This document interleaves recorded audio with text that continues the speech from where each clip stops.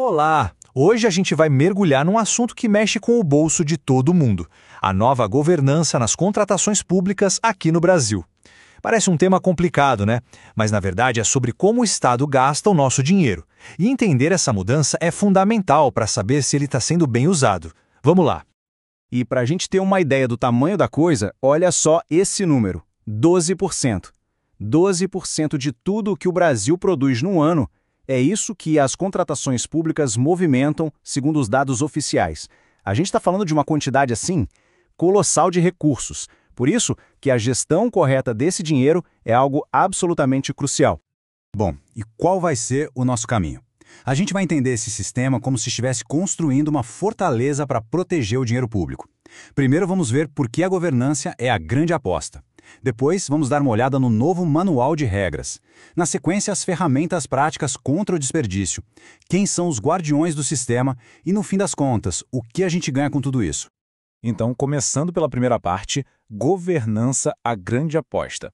Com tanto, mas tanto dinheiro em jogo, a grande pergunta é: como é que se cria um sistema que garanta que cada centavo seja bem aproveitado? E o pulo do gato está aqui. O objetivo principal de um sistema de governança é, basicamente, fechar as brechas. É criar barreiras contra a corrupção, as fraudes e até mesmo contra a pura e simples ineficiência, sabe? Aquela má gestão que acaba drenando recursos que deveriam virar serviço de qualidade para a população. Certo. Agora vamos entender como essa ideia vira prática. Entrando na nossa segunda parte, o novo manual de regras. Afinal, toda fortaleza precisa de uma planta, de um projeto bem definido, né? E no nosso caso, essa planta é a nova lei, o novo conjunto de regras que orienta as contratações. Mas, afinal, o que é governança nesse contexto? A definição oficial, que vem de uma portaria da Secretaria de Gestão, já nos dá uma ótima pista. É um conjunto de mecanismos de liderança, estratégia e controle. A ideia não é só executar a compra, mas sim avaliar, direcionar e monitorar o processo todo. O foco muda. É sobre agregar valor e alcançar os objetivos, com riscos que sejam aceitáveis. E para essa ideia não ficar muito abstrata, o Tribunal de Contas da União usa uma analogia que é, olha, perfeita. Pensa num condomínio, tá? A governança seria a assembleia de condôminos. São os donos que decidem as regras gerais, o rumo das coisas. Já a gestão, bom, a gestão é o síndico. É quem está lá no dia a dia, executando as tarefas e, claro, prestando contas para todo mundo. Há uma distinção simples, mas que ajuda demais a entender quem faz o quê. E a lei deixa bem claro, preto no branco, de quem é essa responsabilidade. Esse trecho da Lei 14.133 é direto ao ponto. A alta gestão, ou seja, os diretores, os secretários, os chefões dos órgãos, são os responsáveis pela governança. A responsabilidade é deles de implementar as estruturas para que tudo funcione direitinho, incluindo a gestão de riscos. E o que essa governança busca alcançar na prática? Quais são os alvos? Bom, primeiro, selecionar a proposta que seja a mais vantajosa, e não só a mais barata.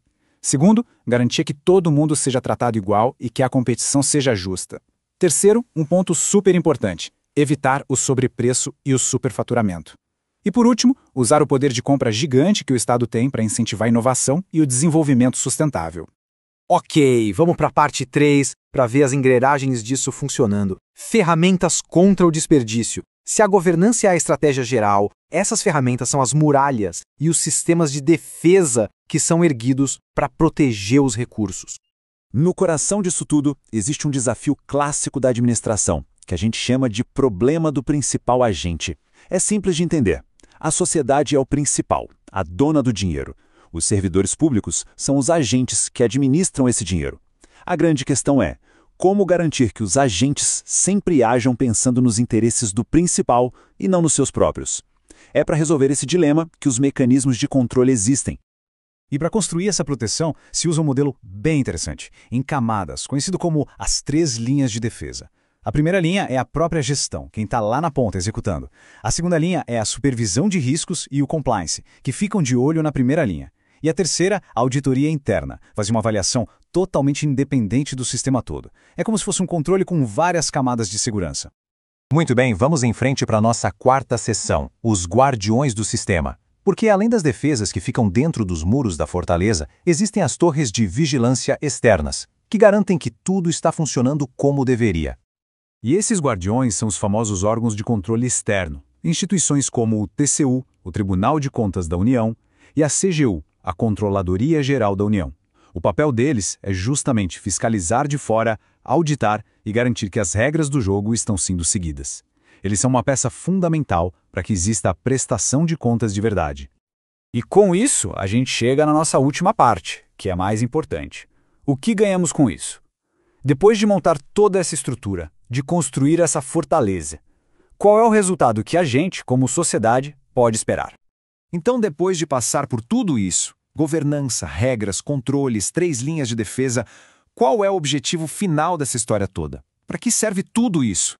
A resposta é essa aqui. Não se trata de criar mais burocracia só por criar.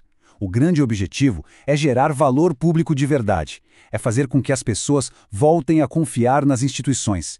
E, o mais importante de tudo, é garantir que aqueles 12% do PIB se transformem em escolas melhores, hospitais que funcionam, estradas seguras e em serviços de qualidade para todo mundo. E para a gente fechar, fica aqui uma reflexão. Ter um sistema mais forte no papel, com todas essas ferramentas e guardiões, será que só isso é o suficiente para gerar o valor e a confiança que a sociedade tanto espera?